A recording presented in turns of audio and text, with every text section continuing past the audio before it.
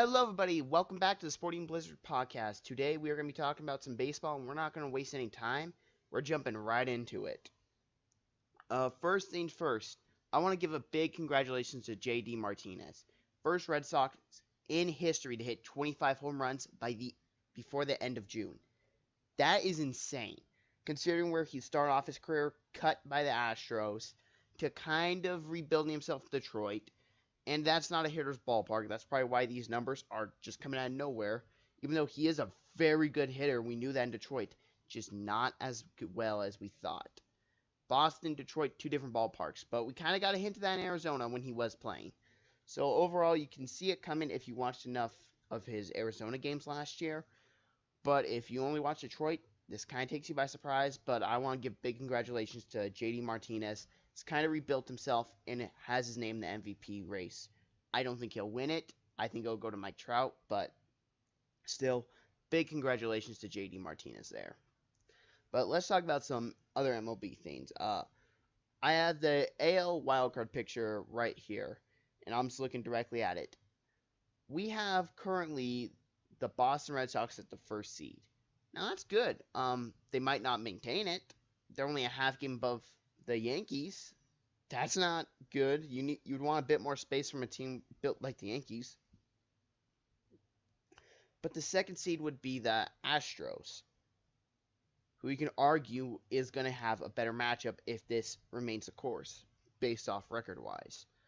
The third seed would be the Cleveland Indians. Now, when you look at the Indians compared to the team that's on the last wildcard spot, there's a big difference. But let's break it down like this. The Indians are 44-35.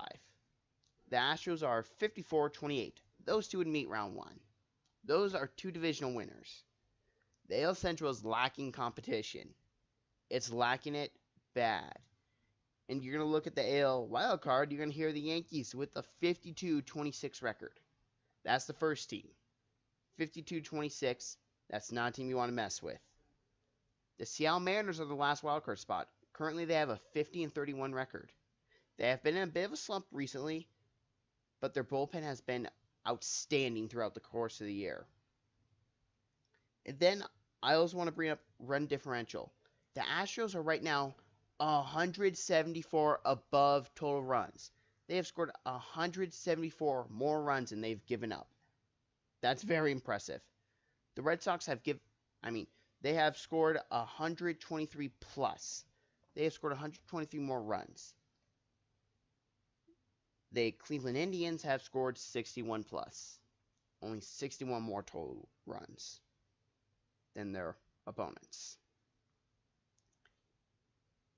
The Mariners are at plus 14, but they usually win one-run games. If they lose, they get blown out.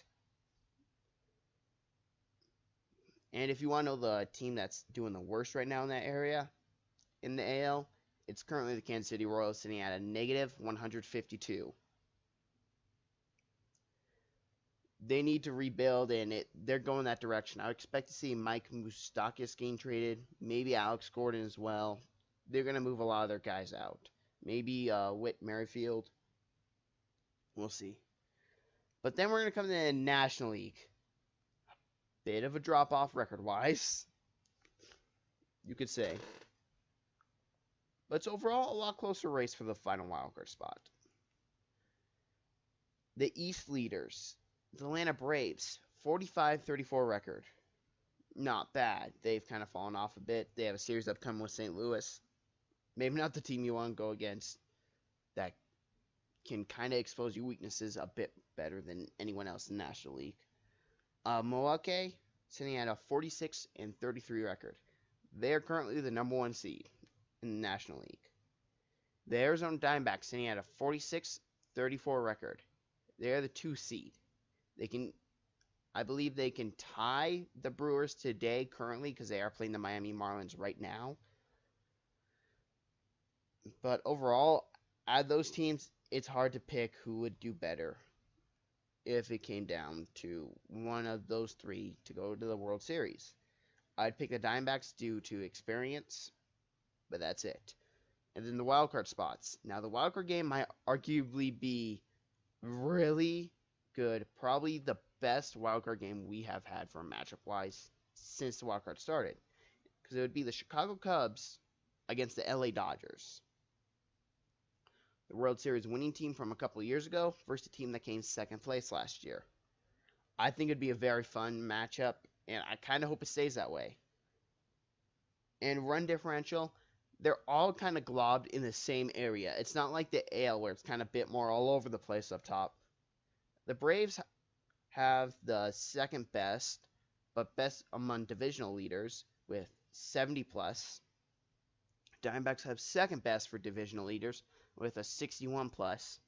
And the Milwaukee Brewers are the worst divisional wise in any league for their plus minus in run differential with a plus 54.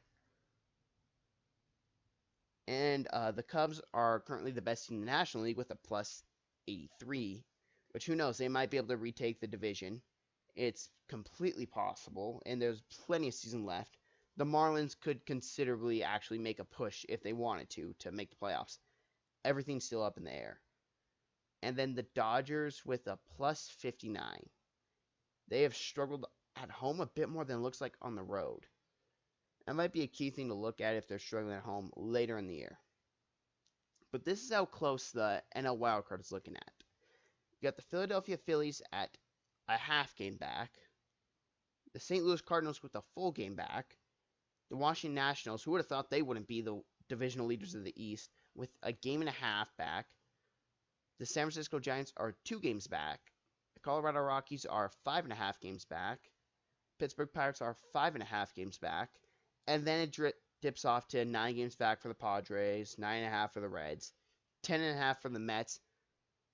And I want to talk about the Mets here in a second, but I want to break down how close it is wildcard wise for NL and AL.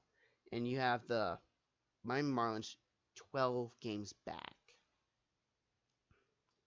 But then we're going to go to the AL side. Who would have thought this is the team that's closest to the second wildcard spot? The Oakland Athletics. They are 7 games back from the Seattle Mariners. 7 games back. We pretty much have the top teams, and they are above everyone else in the AL. The LA Angels are 9 games back. I don't remember if they placed Shohei Ohtani on the full DL. I know he was supposed to have Tommy John surgery. I don't know if they fully went through with it. But they've lost 5 in a row, 3-7 their last 10. It looks like they're struggling right now. The Tampa Bay Rays are 10 games back.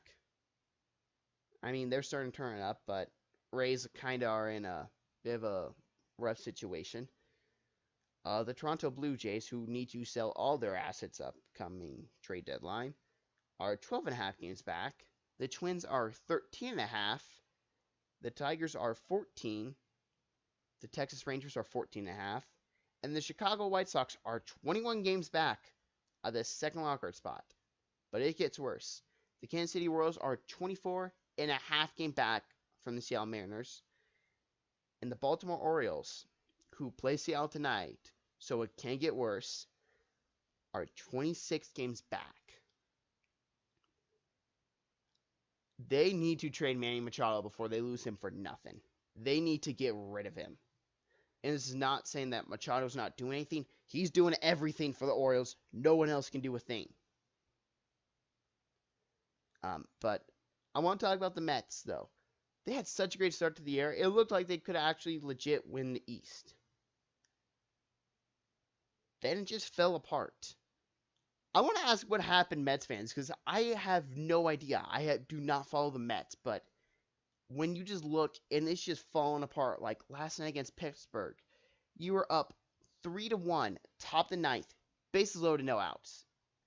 It's like the Mets just want to torture their fans at the highest level.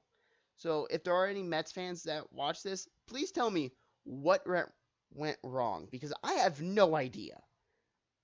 I really want to re-look back at when the streak started to fall apart, because they were off to the hottest start in the MLB, I believe. And now they're sitting at a negative 52 run differential. I mean, Did you guys lose a lot of players? Did DeGrom and Syndergaard regress? Jonas Cespedes regress? Please tell me, Mets fans, I'm lost. But that's all the baseball coverage we're gonna have. I'm not the best baseball wise. I know some baseball, not a lot. It's kind of like my hockey knowledge. It's probably a lot better than my hockey knowledge, but it's right there. I'm more suited for football and basketball. That's why we're gonna jump into the areas I know a lot more.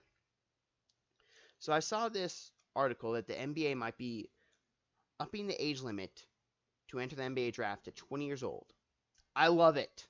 I know there are people who are going to say, well, the colleges are using these players, blah, blah, blah. Kids get a place to stay. They get to be treated like a god on campus. And let's be honest. How many of them ruin their careers because they enter the draft too early? Could you imagine how much better Brandon Ingram would have been if he waited till 20? I don't know about Lonzo Ball. It looks like he's getting a lot more muscle mass, so I'm going to say the same thing for him. He probably would have a better year. Look at Ben Simmons, for example. Look at him. This is what we could be getting each and every year, is we have a rookie enter the league like Ben Simmons because they waited. The 76ers shut him down. It was a smart thing to do. He got bigger. He got stronger. He got faster. He got better. That's what we need these young college players to come in the league to do. Because we're going to look at it. They get bullied. They get absolutely demolished. And it ruins their confidence. And basketball is a game about confidence. All these big guys, all these older veterans, they know how to pick apart rookies. They know that they're not built for the basketball game yet. They know they're not big yet. So they're going to do everything they can to get in their heads. Why do you think rookie and sophomore years are usually not the greatest? It's usually their junior year that's the greatest in the NBA. It's when they start to go upwards. It's because they need the muscle. They need all that. And if you also look at it like this, they're getting injured. These players are losing years to their careers because they entered the draft way too early. They're getting injured, and it's costing them millions of dollars. With how the NBA is, you can get a lot of money. Mike Conley got, I believe, $28 million a couple years ago. Mike Conley is not a $28 million player, but he did it because he played good basketball and he stayed healthy. At the end of the day, I know this is a controversial topic for a lot of people because they don't like the NCAA with how they run their organization. And to everyone that says that, you still watch March Madness. Stop complaining. Let's get into NBA free agents. LeBron James still undecided. Not surprised there, but Kevin Durant opts out of his contract. Will Embiid stay in Golden State? I think it'd be stupid to leave. But if he wants to leave, I just saw this morning that LeBron James is trying to recruit Kevin Durant to join him in LA. It'd be interesting. Not going to lie. But I don't think Durant's leaving the Warriors. Paul George opting out of his contract from the Thunder. It's a possibility he could stay, sign a long-term deal, 5 years, max contract. Thunder are the only team that can offer him that. Lakers cannot. But he has expressed interest in returning home to the Los Angeles Lakers, so I will say Lakers are right now in the front car in that category.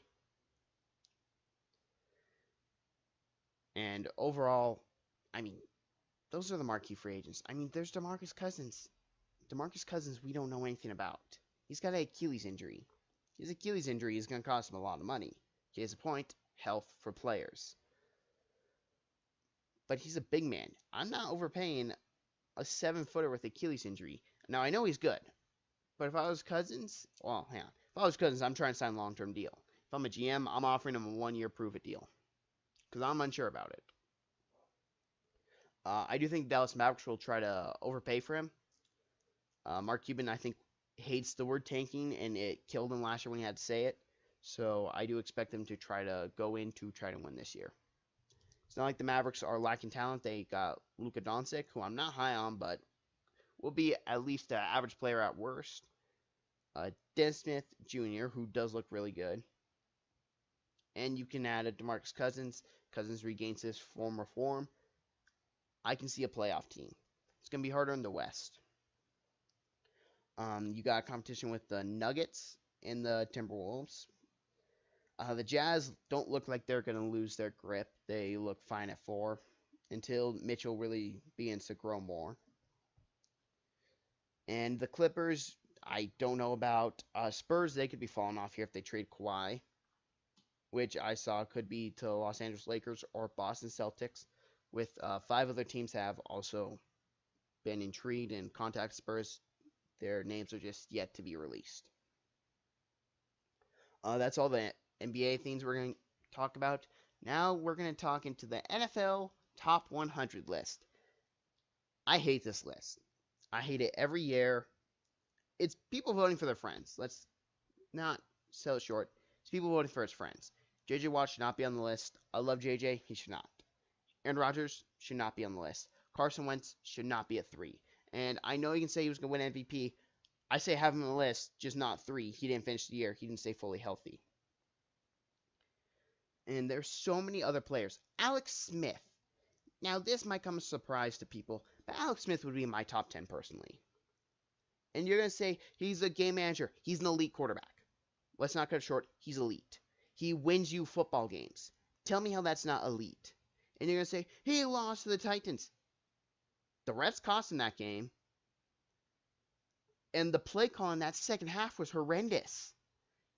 The Titans knew what the Chiefs were going to call because the Chiefs was just predictable. You knew when they were going to throw it. You knew when they were going to run it. It was horrible play calling by Matt Nagy or Andy Reid. I believe it was Nagy calling the plays.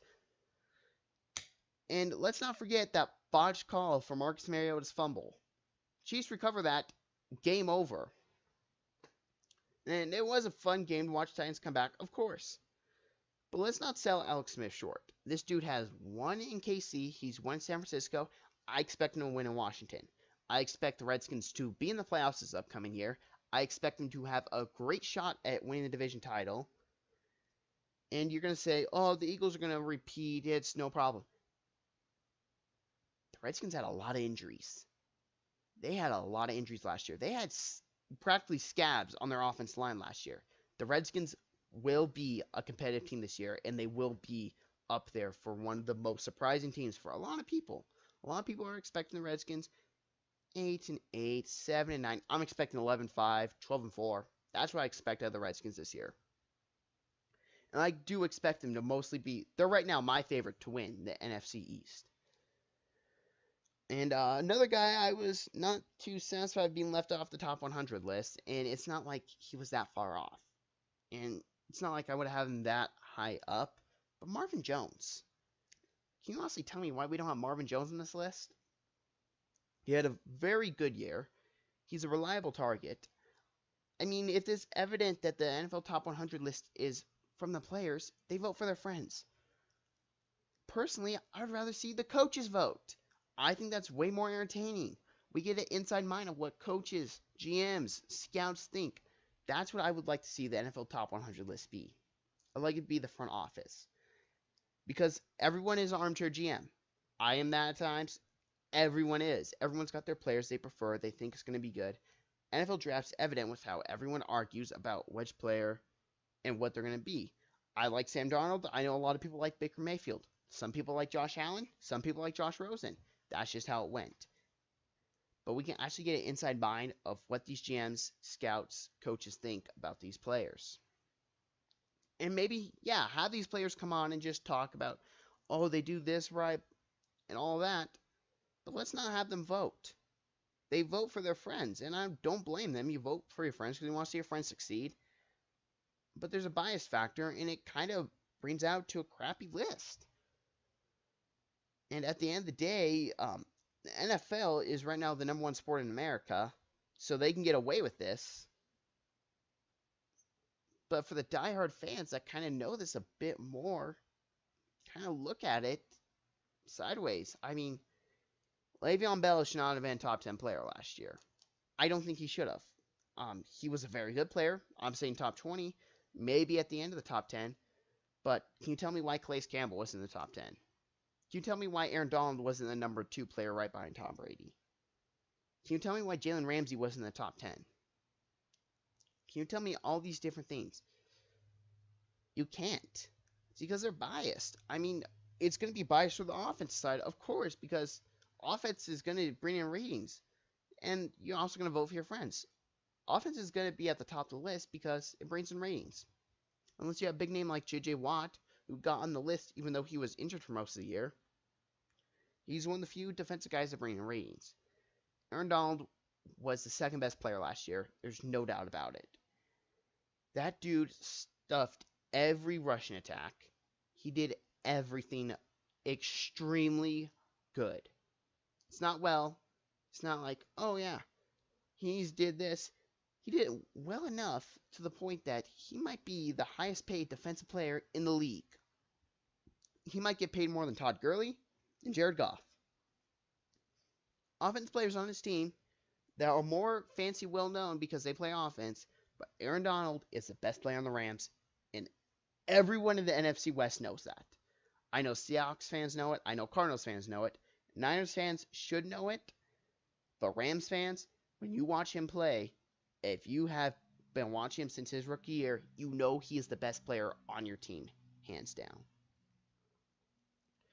I think that's where we're going to call for here today. It's kind of been a bit more of a vanilla week for sports news. Nothing really interesting piqued my mind, and I try to find everything I could talk about. I do hope you guys enjoyed this.